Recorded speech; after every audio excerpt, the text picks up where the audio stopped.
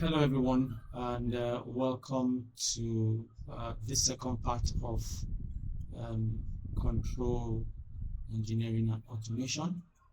Um, so quick one, in the first video before we go on to what we have for today, we're looking at the concepts of the elements of process control and all of that. We defined the signal flow graph as a diagram. Okay, before this we had looked at the block diagram, right? And the block diagram, we said, consisted of blocks. Okay, so I beg your pardon. Operational blocks with unidirectional arrows that represented the transfer function of elements of that system. And this was the example that we gave. And we'll come back to this. This is an open loop system. We'll look at this today. But you can see the blocks here with the arrows, okay, unidirectional arrows that show how various inputs and outputs are directed in the whole system. The signal flow graph, SFG, consists of nodes. So these are nodes, right? Connection points that are connected by several directed branches, and it's a graphical representation of a set of linear relations. So you can see that this node here is related to this and this. Okay, they both feed into those nodes, and this particular node here has two inputs. Okay, it comes from this node and this node. So you have nodes, and then you have various branches that connect these nodes together. This is an example of a signal flow diagram. In that video, I erroneously still showed a block diagram. Okay, even though I had shown the Laplace transform elements representations of each of those blocks. But this is the correct thing. So having taken that correction, we will now move on to what we have for today. So we want to go on and look at the various classifications of control systems. Control systems can be classified into different groups depending on the basis that you're using for classification. And there are a number of them. We will look at those examples very, very quickly. And so we could first classify control systems as either natural, man-made, okay, or a combination. Now, this is an error that I've done here. This is combinational, not man-made. Give me a sec. Let me very, very quickly edit that. So we have natural control systems, man-made control systems, and then we have combination control systems. Okay, that's the correct form of that. Okay, so natural control systems are systems that are created by nature.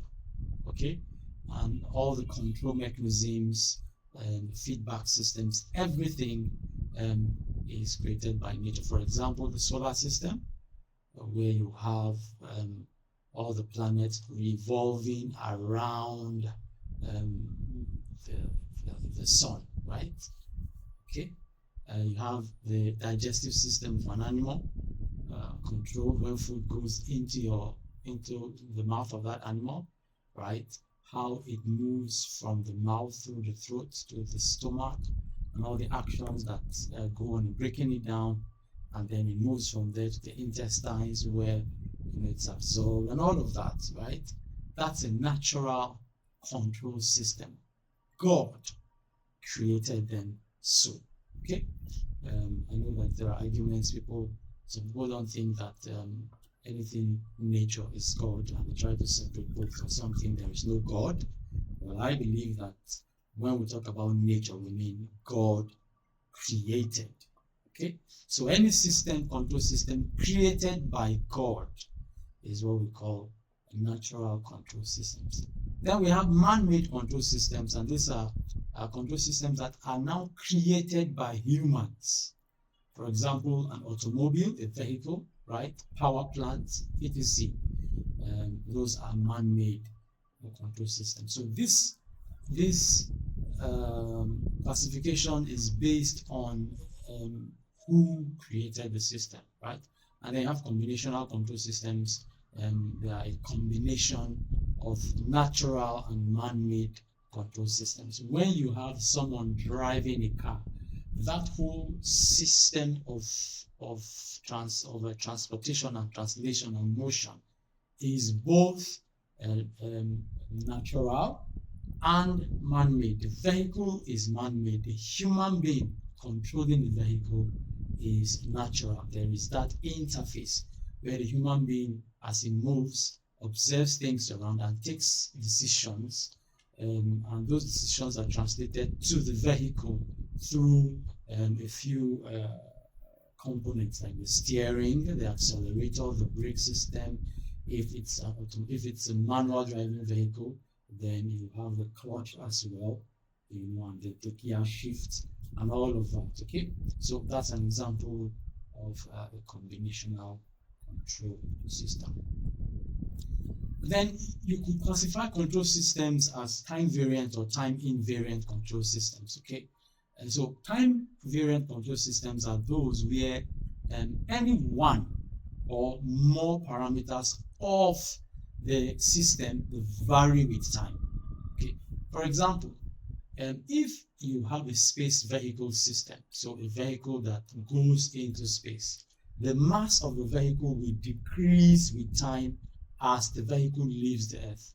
Not because of the distance it's having from the Earth, but we know that as it moves away, the fuel that it carried at the beginning of its journey burns, and as it burns, it reduces with time. So the overall mass of that vehicle would reduce with time, or will decrease with time as the space vehicle exits the Earth's atmosphere. Okay, so that's a time variant. Time variant, it varies with time. And then you have time invariant control systems where none of the parameters of that system vary with time. As time passes, those systems remain the same. Okay, if you look at electrical systems, perhaps systems that are made up of inductors, capacitors, resistors, the values of the capacitors, the capacitance of the capacitors, the resistance of the resistors, and the inductance of the inductors do not change with time. They remain constant as things happen within the system. So when you have control systems where the parameters that are being controlled, or the parameters in the control system, do not vary with time, then it's a time invariant control system. Where at least one of the parameters vary with time, then it becomes a time variant control system. We can also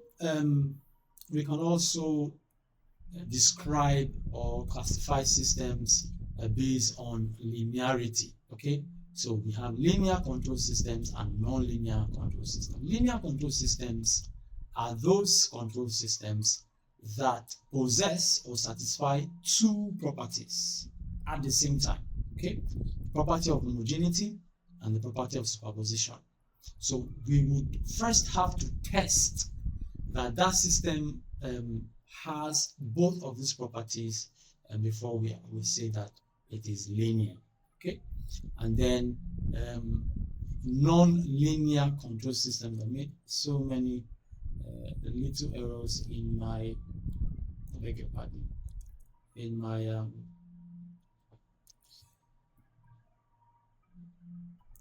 so let me quickly control this. The first is linear, the second is non-linear, right?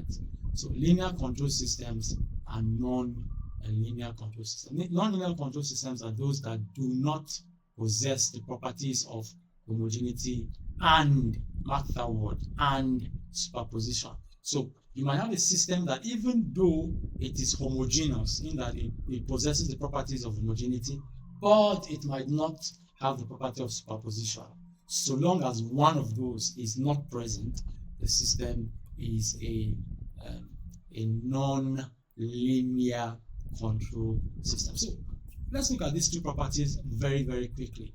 And the property of homogeneity is that, or states that, if for any system that you have, if you increase the input magnitude, so the input signal to that system, if we increase it k times, okay, from r1t, okay, t is a function of time, right, to k r1t, and in doing that, you observe that the magnitude of the output also increases from c1t to kc1t, then the system is said to possess the homogeneity property. What we mean is, so you have a system that, if you represent it this way, that you have an input to the system, r1 sub t, r1 t, and the output from that system is this. So the input is the one that gives us this particular output, right? If we now increase the input, okay, k times, or if we multiply the input by a scalar quantity k, and we observe that the output is also multiplied by that same scalar quantity, then that system, that control system is said to possess the property of homogeneity. Okay. For superposition,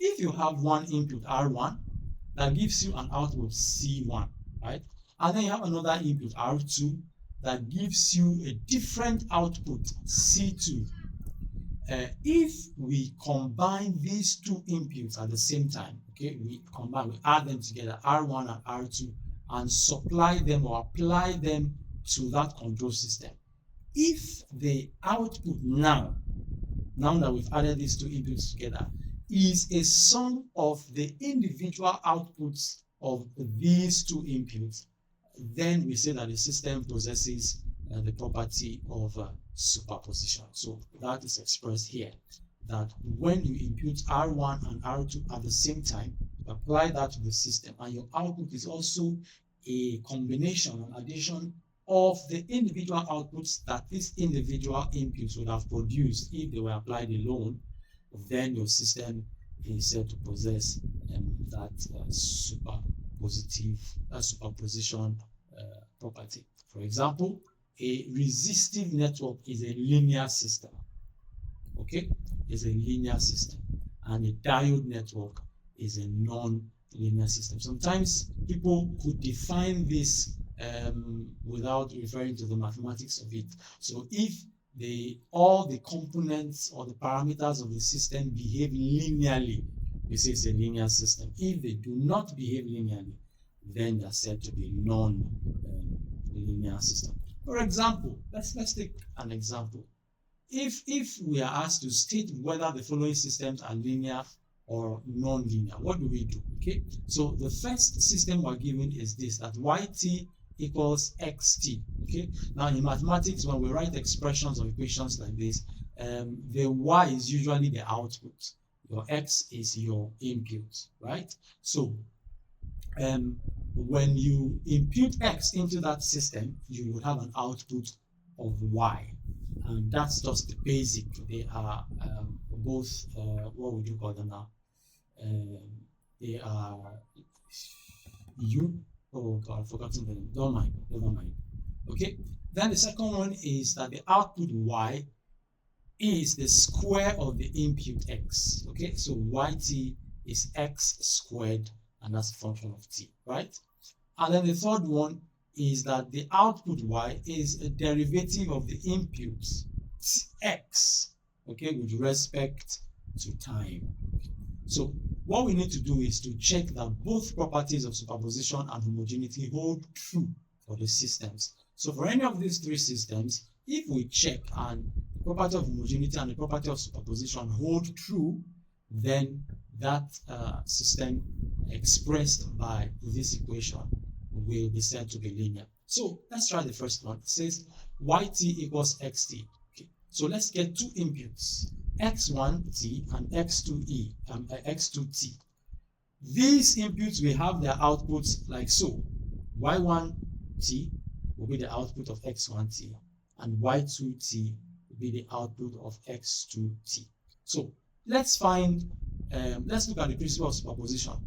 If we now add this, just look at this mathematical expression now. Let's add y1t and y2t. So y1t plus y2t is, we pick this value as x1t plus, because this is y1t. Okay, so wherever we see y1t, we impute that value. Wherever we see y2t, we impute this value. Okay, and that's what we have. So you will see that if there is a system where these guys here are the inputs, your output will be these guys. Okay, and that's basically the principle of superposition. As individuals, when we imputed x1, we had y1 as the output. When we imputed x2, we had y2 as the output. Now, when you combine x1 and x2, the output is also the combination of the individual outputs. Okay, one property confirmed. So this system yt equals xt has the property of superposition. Now let's check for homogeneity.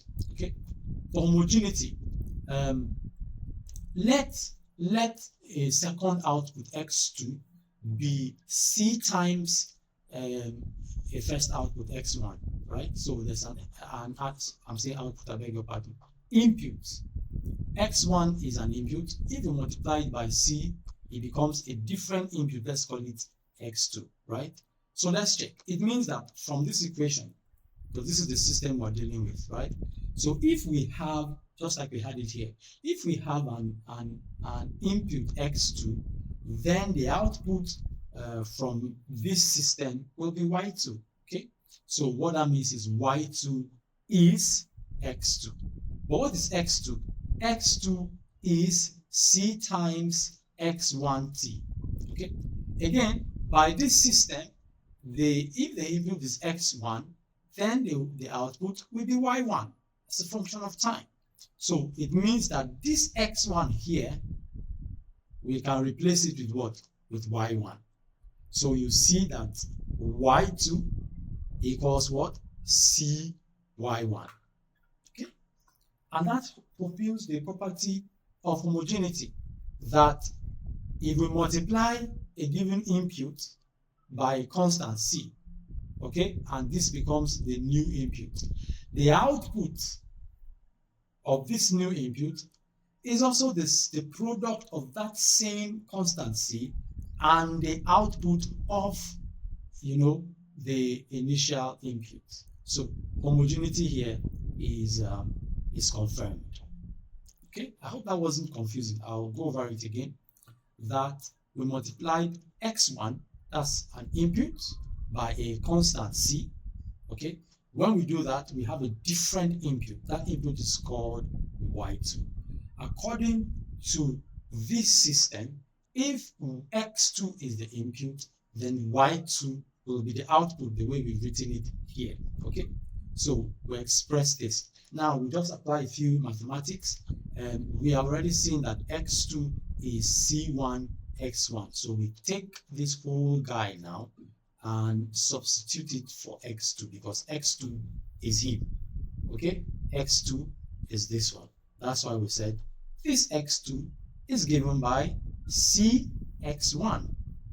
Okay, but again, if this is an input in the system, then what will be the output?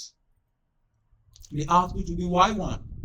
So x1t equals y1. So wherever we see x1t, we have decided to plug in y1t.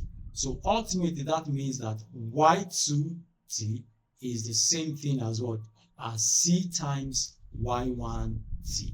So as its input, the input of y1 multiplied by c, okay, gives us this new input whose output is y2t. And we have seen that that y2t is the same as the output of x1 times c. Then the system has the property of homogeneity.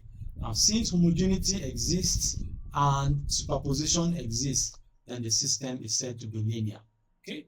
Because both properties are present. Let's check the second one.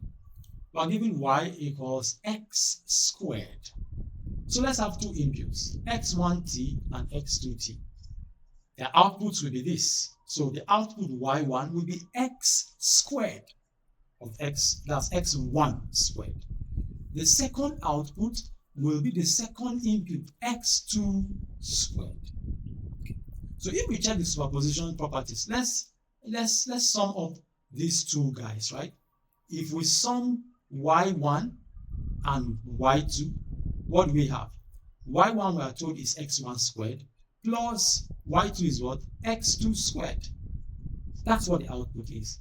Now let's sum the input. What's the input? x1 plus x2.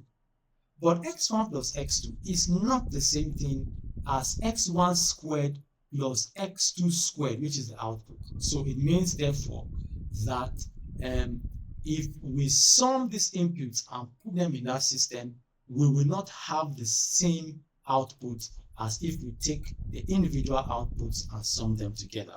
So because these are not the same, one property has not been met, the property of superposition. So since that's not the same, there's no need to check for homogeneity property because we just need one of these to not be present, and then the system becomes linear, non-linear. So this system here, yt equals x squared t, is non-linear because the superposition property is not met. Again, where I will emphasize that both properties must be present for the system to be linear. Great, let's do the last one. The last one says y equals the derivative of x with respect to t. Let's identify two inputs, x1 and x2.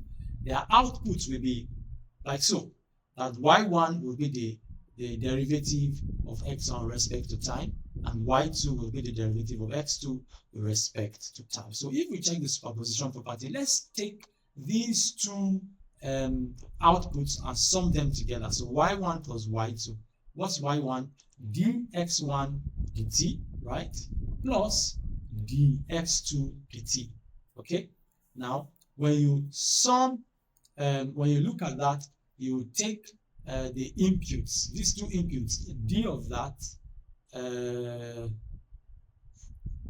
derivative of x with respect to time. If you sum them together, the sum of the outputs equals the sum of the inputs. Okay, let's check the where am I? Let's check the homogeneity property. Okay, for the homogeneity property, if x1 is the input, right, the first input, and we multiply it by a certain constant, a certain scalar value c, right, and this is our second input x2, then y2t is the derivative of x2 with respect to time, according to our system. Okay, this is our system. So when you look at this, what is x2t? x2t, we are told, is c times t. So we take this and plug it there. Wherever we see x2, we impute that value. So this is the derivative of a constant times a function x, which is the function of time t.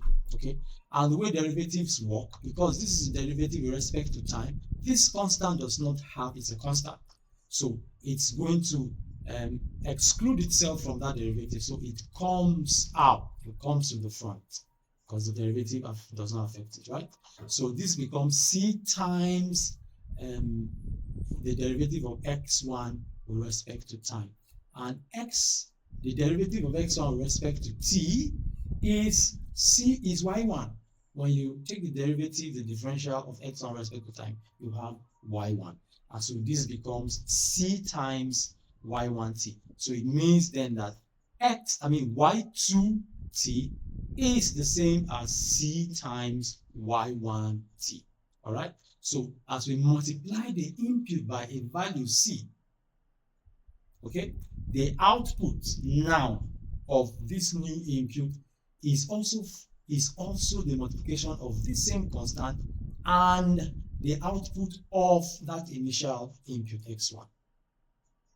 I hope that's clear. Okay, so this system is said to be linear because both superposition and homogeneity properties are met. All right, I had to do a pause there because I'm just checking in my head whether my explanation for this actually did explain. And let me go back again and point one or two things, because if you are really paying attention, you will say, but the inputs are x1t and x2t. If we sum them, right, is it the same as, because when you come here and you say, okay, let's add these outputs, okay, y1 plus y2, and we said this gives us this. You might say, but the derivative of x1t plus the derivative of x2 with respect to t is not the same thing as x1 plus x2, following the way I've explained the previous examples. And you will be right, because the derivative of this is not the same. But maybe a better way to explain it is, okay, you have an input x1, right? And you take the derivative of that with respect to time, and you have y1. That's the answer. So the system is this. Whatever you input into it, it will differentiate that with respect to time and give you back it will give an output, right? If you bring in a different input, it will differentiate that input with respect to time and give you the output, right? So now that we have these two outputs, when we sum them together, this is what we have, okay? So the question is, let's work backwards.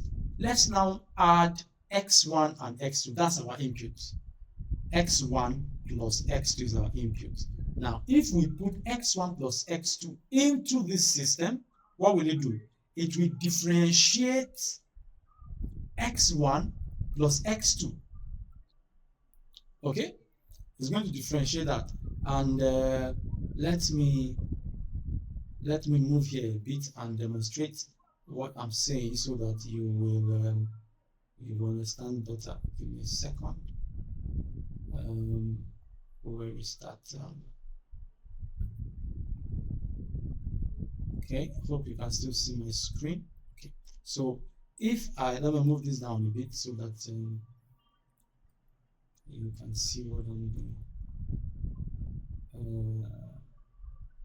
Okay, hold on, that's in the wrong space. I beg your pardon.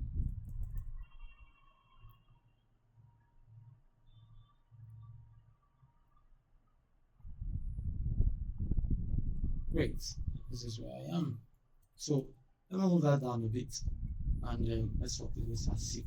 Okay, so we are saying that if we now have, just follow me carefully so that you will not be confused. If we now have these inputs, right, x1, okay, t, right, x1t plus x2t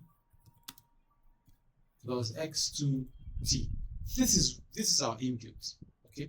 Now, by the system we're working with, okay, whenever you have the output y, which is a function of t, right?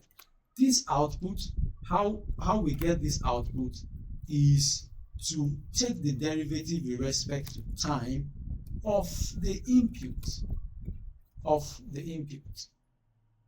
That's the system. But now this is our input. We've summed these individual guys together. This is our input. So wherever we see this guy, we are going to put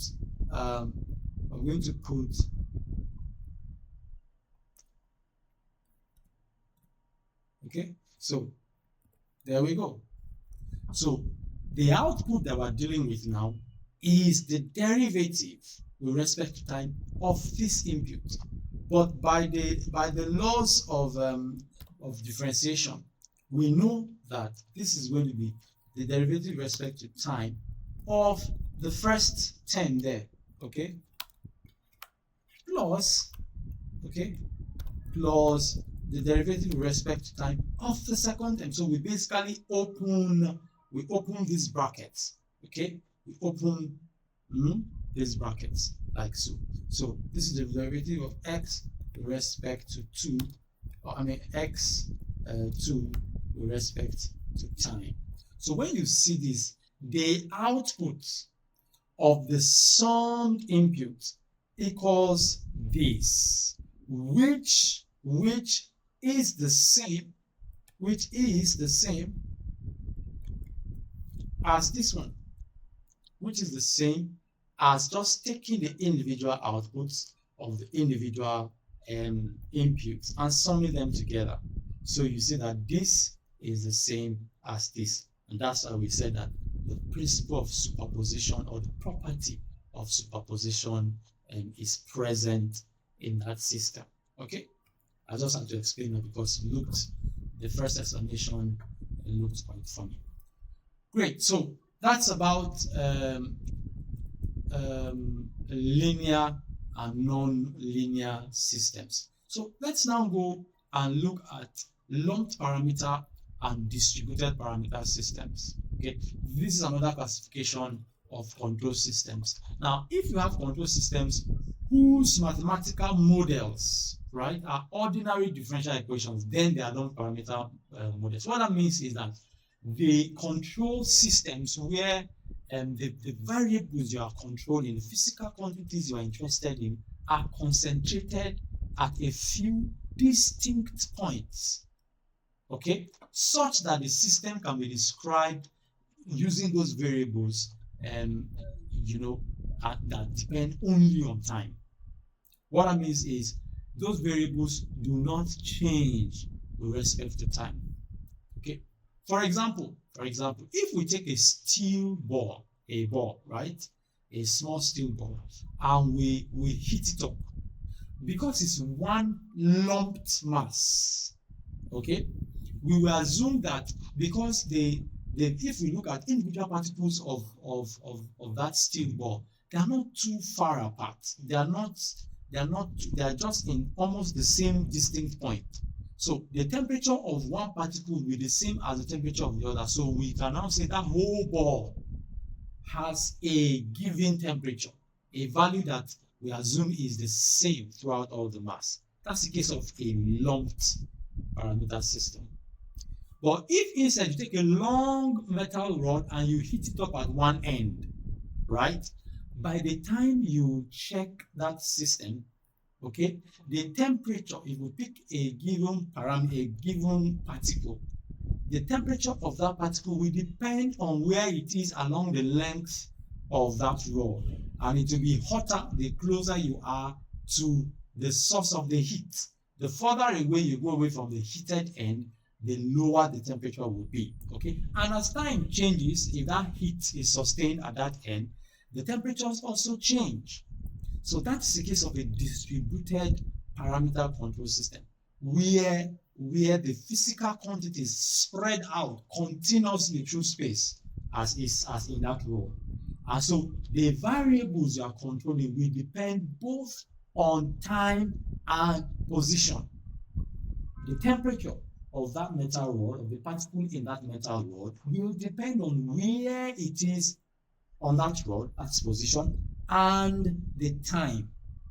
Okay, at the initial point, what will the temperature be? As time passes, what will the temperature be? So they are distributed parameter systems. Note that lumped parameter systems, or lumped parameters are physically separable. You can separate them physically, while distributed parameters cannot be physically separated. Then you could also classify control systems as single input, single output (SISO) or multiple input, multiple output (MIMO) control systems. So SISO control systems are those systems that have only one input and one output. For example, a position control system.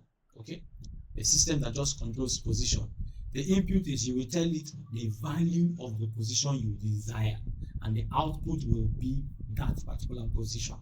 Okay, single input, single output, very straightforward. And then MIMO, oh my god, I did not change this very well. I must have been very, very sleepy when I was preparing this slide. MIMO, let me quickly do this correction. And huge apologies for this. This is not distributed. This is MIMO. Okay, multiple input, multiple outputs control system. Great. Okay, so these are control systems that have multiple inputs and multiple outputs. Great. Then we can move on and talk about causal and non-causal control systems. In causal control systems, you have the output depending on past and current inputs, not on future inputs. Okay, so the value of the output will be dependent on all the various other former inputs that have come and the current input, but not on future inputs. For example, if you have this mathematical expression that represents a system where t, where t is the current time, equals xt, the current input, plus xt minus 3, the input 3 seconds ago, if this time is measured in seconds. Okay, so this is a causal, that the output now is a consequence of all the inputs that are now and in the past. Okay, non-causal control systems are control systems where the output depends on some future inputs. You may just have one instance of a future input, but so far as it's predicting what will be in the future, or it's depending on what the future value would be, then it's a non-causal control system. For example, if you have a system that is expressed like so, that y equals x plus 3 plus xt. Xt is the input at this current time. But if we project 3 seconds from now, what that input will be, if this value is dependent on that, then this is a non-causal control system.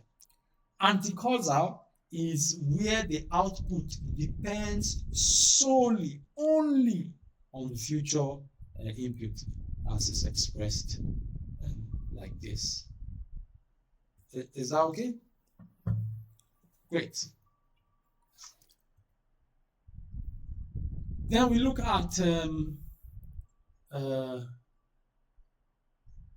open loop and closed loop control systems. Okay, sometimes we may decide to write this with a hyphen between these. That's still fine.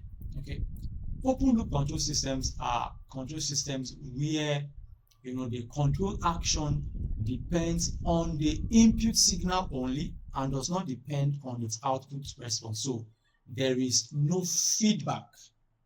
It's open loop. Whatever comes will determine what the output will be.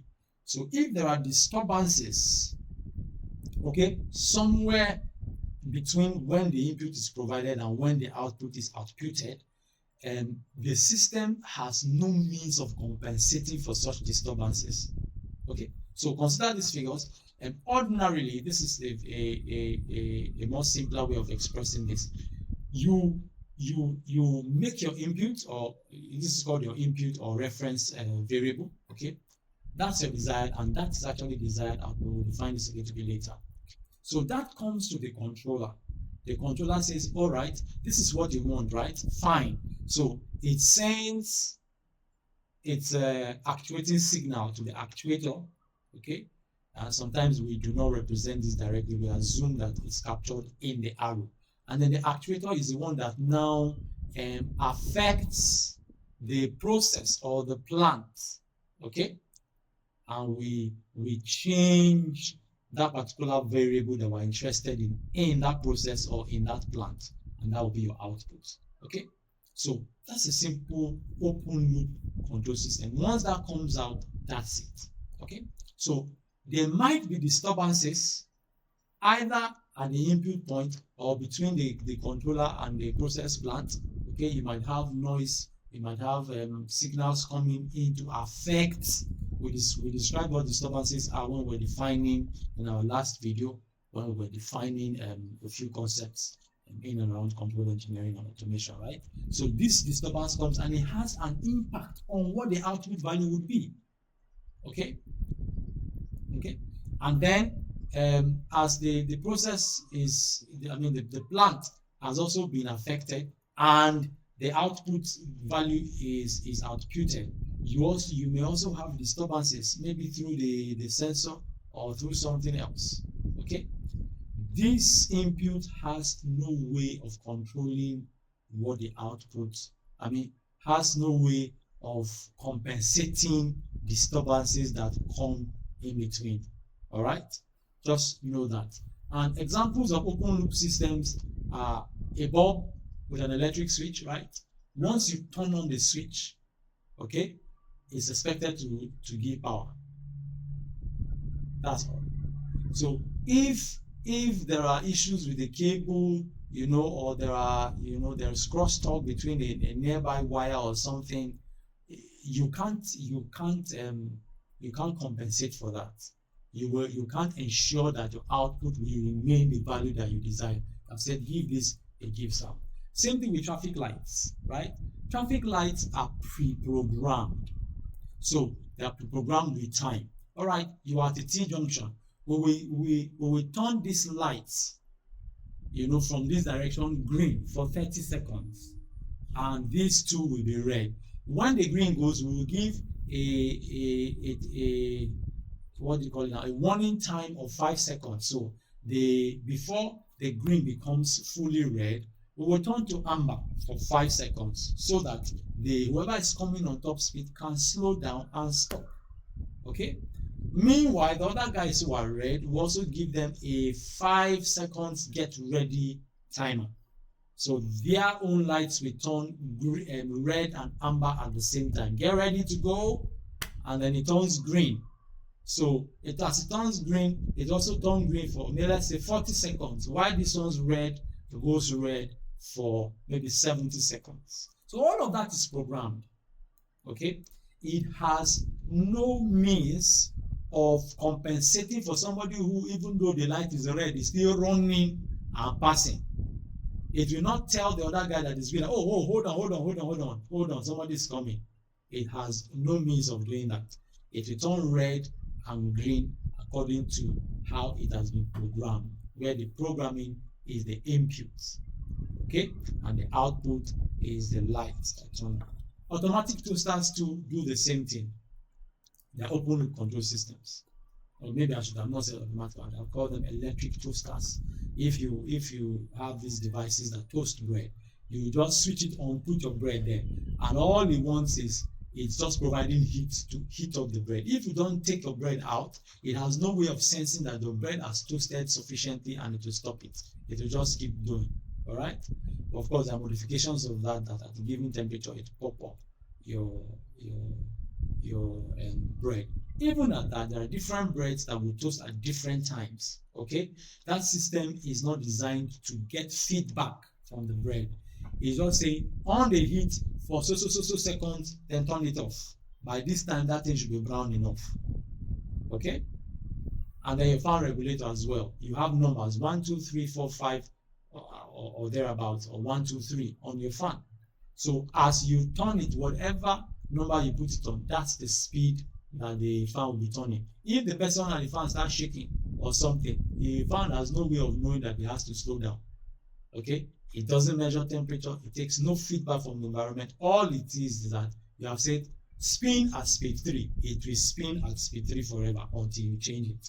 Okay, that's an open loop system. What are advantages of open loop systems? Open loop control systems are advantageous in that they are very simple to construct. Okay, they require less maintenance. Their maintenance is very easy to apply, right, or to do.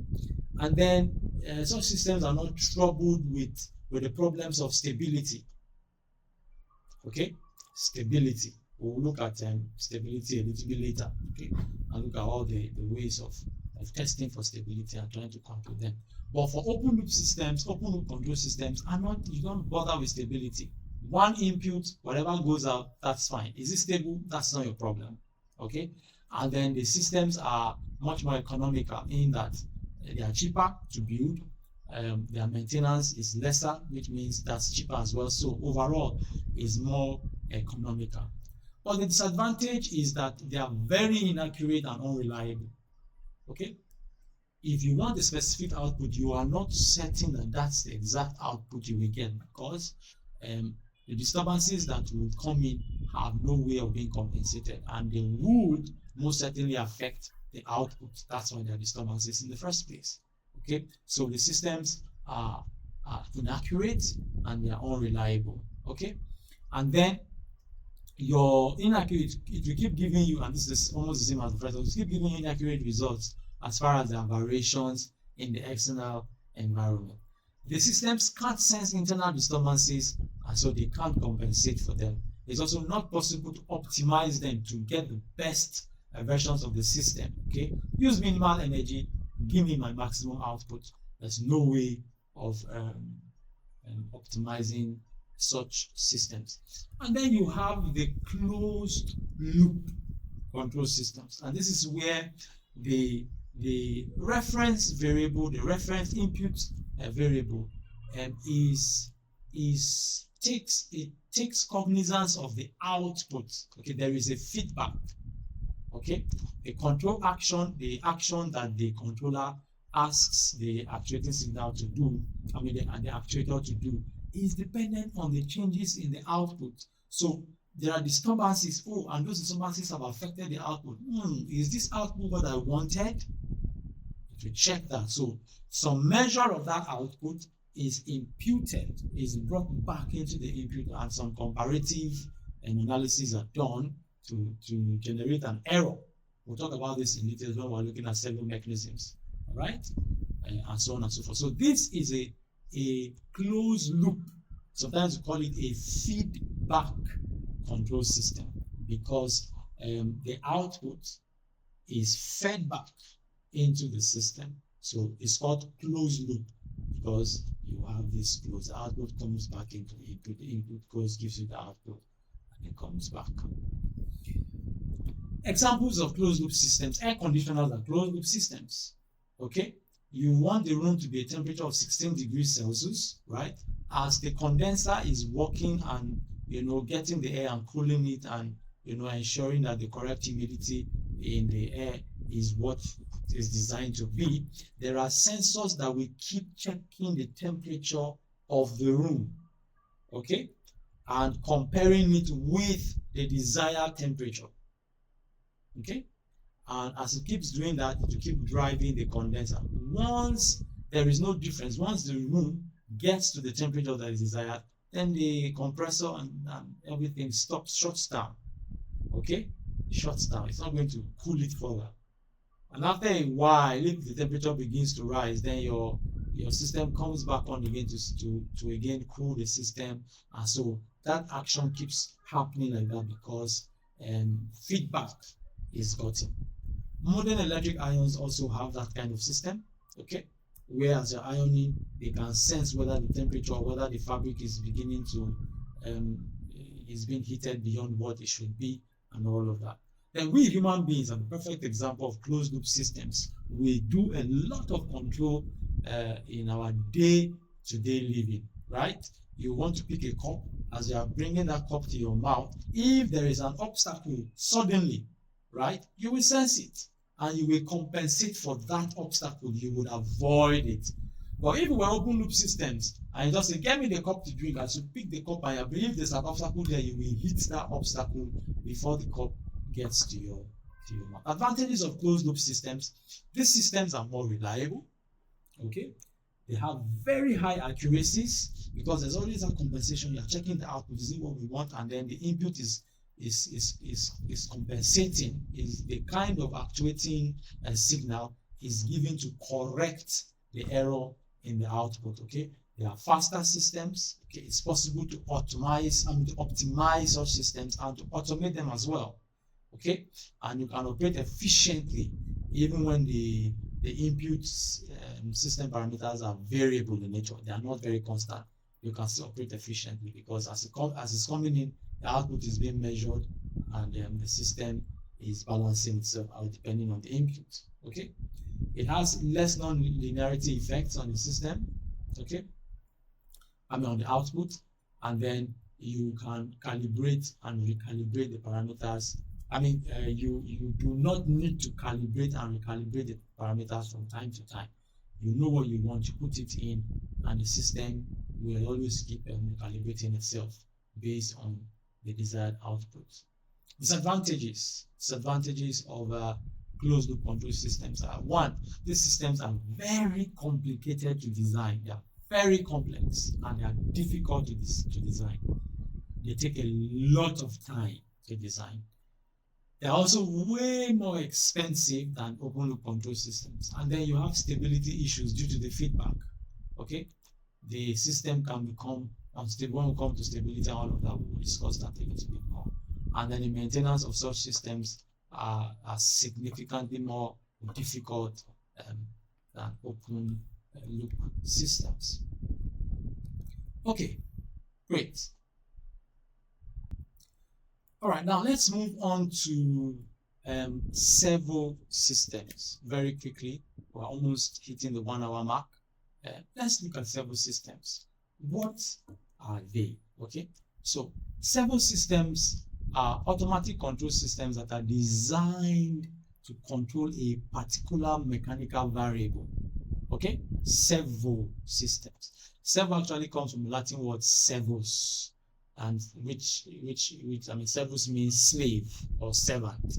Okay, so if there is a mechanical variable that you want to automatically control, okay, that variable becomes the servant of your input, your desired value. So as things are happening, it will keep following whatever it is that you want it to be. Those are servo systems. Mechanical variables such as position, speed, acceleration, angle, displacement, etc. Okay, so if we are able to control these mechanical systems, the control system that allows you to do that, they are called servo systems. Okay, servo systems are usually closed loop systems because if you will control that variable accurately, then you must have feedback. You must have feedback to know whether you are at the position that you desire or not, or whether you have attained the speed that you desire or not. Okay, so the actual output of your system has to continuously be measured and compared with the desired input variable, right? And then that comparison is a negative comparison because you are subtracting the output from the input, so you have an error signal, and that is used to keep correcting the system until you minimize the error, until the difference between the output signal and the input signal is negligible. Okay, so we say that a servo system is therefore a feedback control system where the control variable is usually a mechanical motion variable, position, speed, acceleration, and all of that. All right, so I will just quickly walk through the functional sequence of a servo motor. We've seen this diagram before. Okay, you have an input or reference signal, which is actually a statement or the desired output. You want the desired output, so you have that as your input. Okay, if this is temperature, what I want 16 degrees Celsius. That's my desired temperature. Okay, so you impute that through an input transducer, right? And then you have a comparator that will now measure the temperature of your system, maybe a room, the air in a room, right? And it will compare it. So you have the feedback, you have the error detector or the comparator, and this is represented by a summing junction in our block diagram. Okay, so you see that this is negative. What's the current temperature? What's the desired temperature? We subtract, and then you have what you call the error signal and the controller. So that signal goes into the controller that processes the signal and says, oh, if this is how much the difference is between these two guys, then this is what must go on in the actuator. Okay, so the controller now sends out a signal. Okay, if there are disturbances that come in, it will note. Those disturbances would affect that signal. That signal goes to the actuator. The disturbances may even come from the actuator itself, right? In this case, we're not seeing the actuator, right? But the controller signal is converted into an action on the process or the plant, which will be the air in the room, okay, using an actuator. So the actuator is going to generate an actuating signal that is commensurate to the signal coming from the controller. And then that takes effect on the plant, and then you have the output of the plant that is now sensed using a feedback sensor, okay, and then that will sense the output and will come back. So this process continues until the error signal tends to 0, okay, until the difference between these two guys becomes insignificant. So that's how servo systems operate. So where can you find servo systems in use? The CNC machines, right? You have servo systems that play in CNC machines, computer numerically controlled machines, okay? In robots and manipulators, automatic steering systems, antenna positioning systems, valve control systems in process industries that have to do with processing of materials and things. In autopilot systems, you will find that, okay? And oh dear, I should not have, again, I have forgotten to edit we do not need properties of open systems here. I'm dealing with several control systems, and so advantages of open control systems should not be here. Thank you very much. Great. So these are where you could find this. So let's look at the elements of several systems. What are the elements? One is a reference of the input variable. Okay, we'll go bit by bit in our diagram. Okay, this is the desired value of the control variable. Okay, I gave you an example of temperature. The control variable is temperature. The input variable or the reference variable that comes into the system, the control system, is the desired value. What is your desired value of the parameter, the variable that you want to control? Temperature. If it's speed you want to control, what is your desired speed? How fast do you want that system to move? Okay, that's your reference or your input variable. And then you have your error detector or your comparator. Okay, this element will compare your reference input, the desired input, with the feedback signal coming from the output variable. Okay, and it will produce an error. The errors or the actuating signal, the error signal, is the difference between these two guys. The output signal coming in as feedback signal and your input. What's the speed now of the car? What speed do you want? We compare them. Okay, we detect, is there an error? Is there a difference between these two? If there's a difference, then an action is required to either bring up the speed to what is desired or reduce the speed to what is desired. The next element is the controller. Okay, so when you have that error coming, the controller will process the error and it will amplify the error signal so that it can drive the actuator. Okay, so examples of controllers, you have the proportional controller, you have the PI, the proportionality, and the integral together, and they have the PID, proportionality, the integral, and then the derivative together. Okay, we will look at the, I'm sure, I hope we have time to look at this, right? PI, and PID controllers, and then you also have electronic power amplifiers. These all are examples of the controllers. So the controller will process that signal, and then it sends the message to the actuator. The actuator, okay, in this particular diagram we have not shown it, but it's somewhere here in this arrow between the controller and the plant itself. The actuator will convert the control signal into a mechanical motion that acts on the plant to give you the desired stuff. Okay, and examples of actuators, you have DC and AC servo motors, you have hydraulic and pneumatic actuators. All of these will act to do something to that mechanical. I remember we're dealing with servo systems. So the variables that we want to control are mechanical variables, mechanical parameters of motion, position, velocity or speed, position, speed, acceleration, right? As the case may be. As the case may be.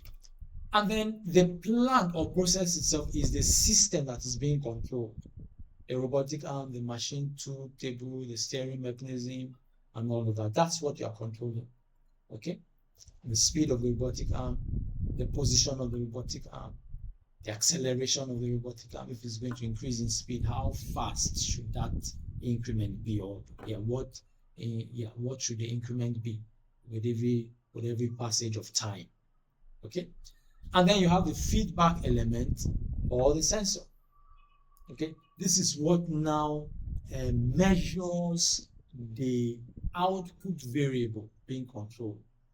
What is now the actual position of this robotic arm? That is fed back to the comparator. The comparator will check, oh, is that what we actually wanted? If it's not, then we generate an error signal that goes through the controller, goes through the actuator, and comes back to act on the process to give it an output again that we compare to check has it met what we want. If it doesn't, we have another action, and so on and so forth. Okay. Examples of feedback elements or sensors, you have potentiometer, taco generator, encoders, and the rest. And these things measure these variables that we are controlling. Great. Now let's look at types of servo systems. You have position servo systems. These servo systems control position or angular displacement. You have speed servo systems that control rotational or translational speed. You have acceleration servo systems that control acceleration or the rate at which speed changes. Then you have electrical servo systems. These are classified like this because you use electrical actuators and sensors, okay, to sense and to control the things that we mentioned before: position, speed, acceleration, right? Then you have hydraulic servo systems. These are systems that use pressurized fluid to control the things that we mentioned before: position, speed, and acceleration. Okay. And then you have pneumatic servo systems, which use compressed air instead of pressurized fluid. Okay. Pressurized fluids, hydraulic systems are most suitable for where you are dealing with large forces, for large force applications. Okay, pressurized, hydraulic fluids or hydraulic servo systems are best used. Where you want fast but light duty applications, then you use the pneumatic control systems or pneumatic servo systems.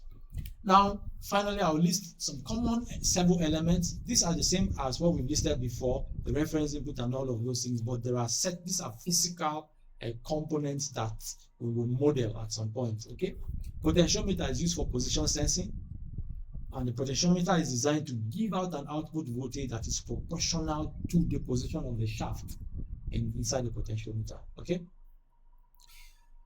Then you have a taco generator that is used for speed feedback, where the output voltage is proportional to the angular speed of that shaft, okay, in the taco generator.